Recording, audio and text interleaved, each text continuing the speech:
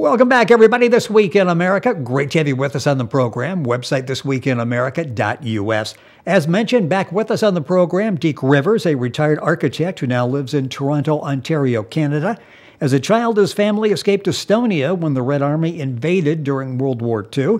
The Rivers family moved to Europe, Australia, then Canada, eventually settling in the U.S. for 15 years, finally returning to Canada in 2012. Deke has traveled extensively around the world and circumnavigated the globe as an architect, and now as an author. Well, he's written 20 books, including the book we'll be talking about today, The Stockman Beyond the Wild Frontier, the story of a young boy who refuses to leave Australia with his parents when he is 16. Readers will follow his adventures as he becomes a national hero. Welcoming back on the program, Deke Rivers. Deke, great to have you back on the show. Thank you for being with us. Thank you very much. Appreciate it. Looking forward to talking about this book. And like I said, you've written 20, so Deke's going to be around a lot. We've got a lot of books to talk about here. The one on the show today is The Stockman. And I did a little bit of your background there, but in knowing about your background, there's a great similarity between you and the 16-year-old young man in the book, The Stockman. Absolutely. Chris, talk a little bit about the backstory. I mean, Estonia and leaving Australia in 1958 after finding hard times in that country. Is this somewhat autobiographical? It is. A lot of the connections are based on my own life. Maybe a fantasy world in a sense, but the connection is that we did spend 10 years in Australia. There was no housing available at the time.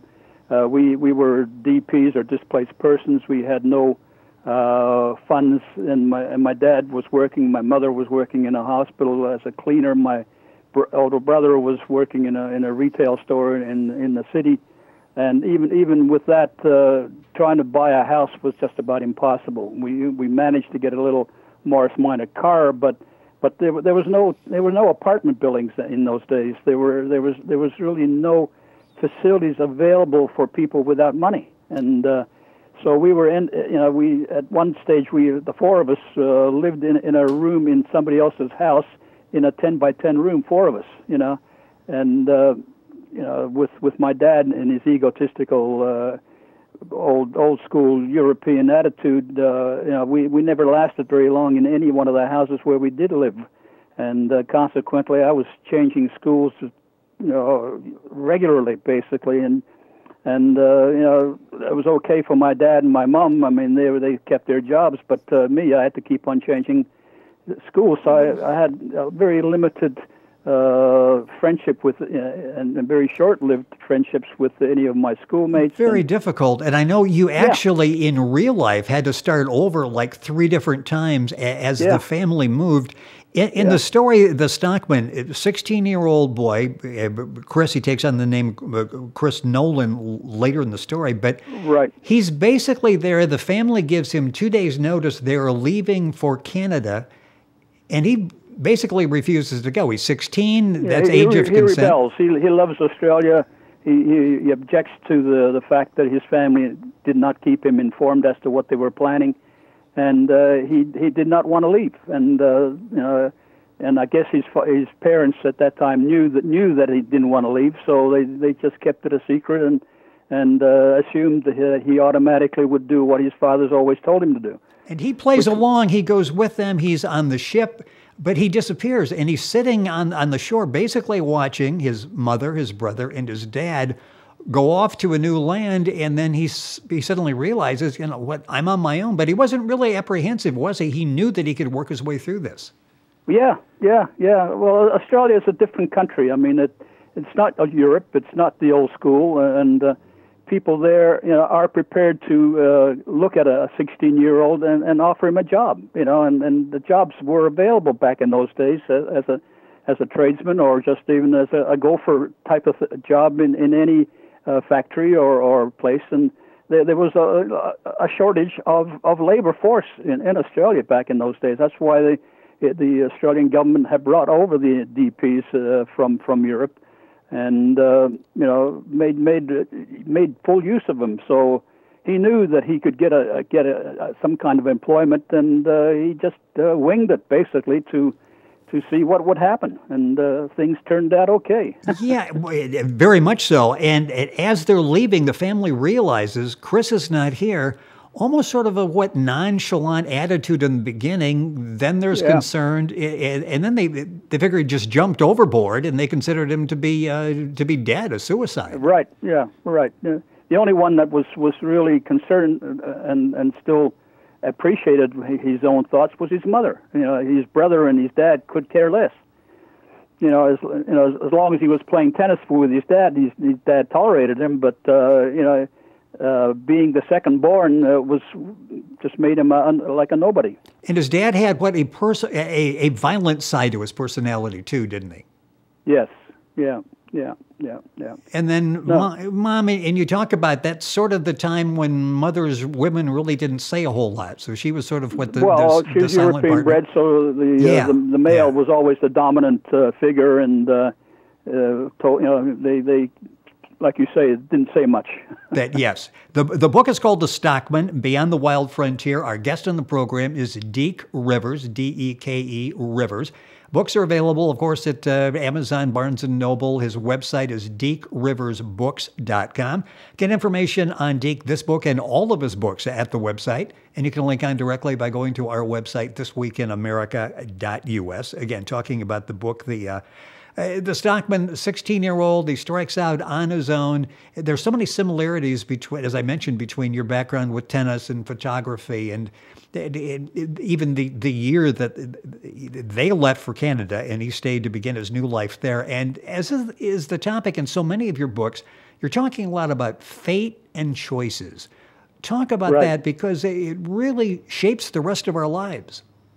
Well, to me, I guess I'm what you call a fatalist, and I really do believe that our path is predestined. Yes. And through life, fate gives you the options of doing certain things, and you have to investigate all those options yourself to determine what decisions you make. And a lot of times you're going to make decisions that ultimately turn out wrong, but that's the way life is, unfortunately, and you're gonna, once you've made your decision, you got to live with it, and or move on and do something else. But it's just the way life is, and you got to start at a point, and as you go along, you got to come up with decisions to carry on, and it's just very basic as that. And Chris had his life, he knew at 16 that he basically can legally make up his own mind. He could decide to stay behind, which of course is what he did. He knew at age 18 he was going to be able to get a job in the Blue Mountains and with the cattle operations over there. Talk about that. That was sort of his goal, was to work as a stockman. Yeah, he right from the start, he had this fascination. I guess there was a guy called Sidney Kidman, Nicole Kidman's ancestors, and Sidney Kidman was a young Australian kid that was an orphan, and he had managed somehow to get a hold of a cow. He lived out in the outback in the cattle country there, and ultimately the guy was such a brilliant organizer that he ended up owning virtually half of Australia in land and cattle, and he had these massive cattle herds, I guess you call them, and he moved them around like a general, almost an army general, depending on where the droughts were, where there was grass, where there was feeding areas, where there was water. He moved them around, and he actually owned over half of Australia.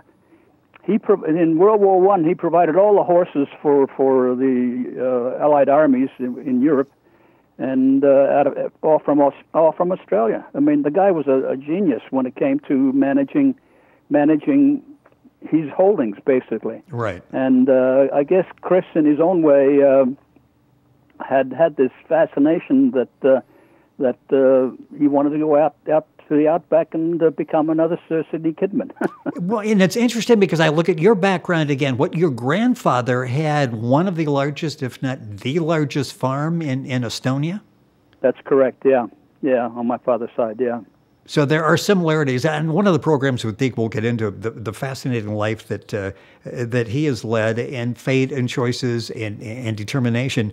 With Chris in the book, the Stockman, and I don't want to give too much away here at the end, but as the story develops, he does something that gains worldwide recognition. He's a major celebrity, isn't he? Yeah. Oh yeah. He becomes the foremost celebrity in Australia. Basically, I mean, He helps or recovers the stolen money from the Australian mafia that broke into the Darwin banks and stole a lot of money, and they hid it. And he just happened to be there at the right time with his camera and his dog, and they photographed the whole thing, and then was able to return the money over back to the Australian banks, and he refused basically. Through luck, he had, of course, achieved a certain amount of financial benefits already. But when the banks offered him rewards, he turned it down and offered it to the children's hospitals initially in Darwin, and then later on in Alice Springs. And people accepted him doing something for Australia, which is what his whole aim was, to become a full-fledged Australian individual and citizen, but he had a way to go. And yes, ironically, going back to the beginning, our own family, we realizing that we weren't going to make it in Australia and that we would ultimately have to leave. My parents also applied to the United States, but for immigration, but. Ironically, again, since we were DPs, we had to go on a waiting list, and we waited, and finally, as time passed, my parents got anxious, so they became Australian citizens, British subjects, and being British subjects, we had access to Canada, which was our alternate choice. So we ended up moving to Canada, but it's funny how things turn around. The day before we left for Canada, the U.S. papers came through. Oh, wow! It's just life. I mean, you never know from one day to the next what's going to happen. Fate, as you talk about it so well in your books. The book we're talking about specifically is The Stockman, Beyond the Wild Frontier. Deke Rivers, the author, and our guest on the program. Information at the website, DekeRiversBooks.com. Also, you can find out about Deke at DekeRiversAuthor.com as well. Link onto our website, thisweekinamerica.us, and you'll be able to get all of that information. We were chatting before the program. I love the cover, and besides the writer and the inspiration, basically, for the book, you're the illustrator for the book as well. Some of the photography skills coming in handy? Yeah. Oh, yeah, absolutely. Yeah. To me, whenever I traveled anywhere, if I didn't come back with 300 or 400 pictures, I had a lousy time. Well, and you traveled extensively, especially during your career as an architect, over 40 years in all the different countries and all the various cities that are sort of tourist-type cities where there are a lot of photo opportunities. So I'm sure you're sitting on tens of thousands of photographs. Let's talk a little bit about, we got a couple minutes left in the program, about how much fun it is for you to sit and to write. And I get the impression, well, just from a number standpoint, how many books at one time are you working on? Right now I'm working on about 5. How do you keep them straight? Actually, it's therapeutic to me. I can switch from one to the other without any problems at all, because basically I have the storylines all in my brain already, and so I know where I'm headed. But it's a matter of filling in spaces. And a lot of times I'll end up doing the final chapter before I even finish the book, and it's just I guess just me. I'm able to sit down and write because I know what I want to write. It's just a matter of putting it into words, and so I proceed on that basis. But just jumping quickly back to the Stockman, The other interesting fact is that he discovers this prehistoric cave in Australia, which of course sets the whole Australian historical and background up in arms, because they always talk about the Aboriginal dream time that lasted forever before, but all of a sudden there's this prehistoric cave that he finds, which existed in the ages and ages ago of the world's makeup, right. where originally there used to be a huge mountain range that ran from Adelaide all the way up to Darwin, to the center of Australia, running north and south, as big as the Himalayas. But when the Earth's crust was moving around, those mountains disappeared, and the only thing that was left was Ayers Rock, the Olgas, and parts of the Devil's Marbles.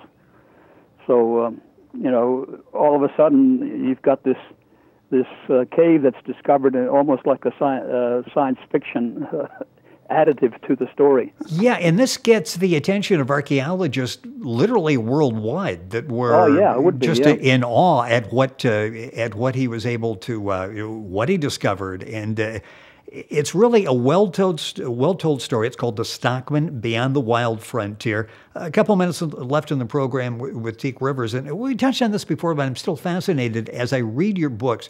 You are an excellent storyteller. Things follow as you would expect them to. Sometimes you read authors and they're all over the place. Does some of that go back to the architectural background training that you have? Absolutely. Because everything, you got a foundation and then you build out from that foundation. That's correct. Yeah. Before I start, I know exactly where I'm headed, and but I spend hours actually making sure that the timeline fits the story. Yes. Because a lot of times certain things you start reading, and all of a sudden, like you say, the authors jump from one thing to another, and then you figure out, how the hell could he have done that when this already had happened before or something? Well, as a reader, you spend some time going back to make sure that you're understanding it correctly, so you're back trying to figure this out. Yeah, and then you get more time going in reverse than going forward and reading it, and it's sort of like confusing, and everything just lays out perfectly and has a real natural flow to it. This book is called The Stockman. Deke will be back very soon on the program talking about the book, The Architect, and you're working on a couple more right now, so the hits just keep coming, don't they? As long as I'm able, I'll keep writing. Actually, I enjoy it, and it's. I can tell that. Yes, it's therapeutic. It occupies my time, occupies my brain, and it keeps me going, man. It keeps me going. Well, the passion is contagious, and sometime we'll talk about the first book, which deals with the singer and rock and roll, and you grew up at the same time I did, the 50s and the early days of rock and roll. Actually, the first book I wrote was which is now coming out in two parts, called The Scarlet Saga, and it's all about the building industry and the architecture development, real estate and all the rest of it. But it's like almost like a day-by-day activity of a young guy who is forced into taking over his father's corporation because his father's been assassinated. And you have my attention. It's detailed as hell, and it's probably running around 1,200 pages in total between the two books. But it's probably the most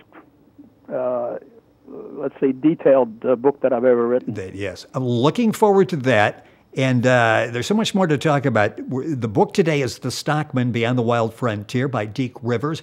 Book's available, of course, at Amazon, anywhere where you normally would find your books. Also information, and you can order it at DekeRiversBooks.com. Information on Deke at DekeRiversAuthor.com. Of course, you can link on to all of that at our website, thisweekinamerica.us. And when Deke is back with us next, we'll be talking about The Architect. Deke, the time always goes by quickly. It is always a pleasure to have you on the program. Thank you for being with us once again. I appreciate it very much. It's great talking to you, Rick, and thank you. I hope all the people will enjoy my books. I'm sure they will. The book we're talking about now is The Stockman. Information on all of the books at Deke's website, DekeRiversBooks.com. We're back after these messages. You're listening to This Week in America. Of course, information at our website, thisweekinamerica.us.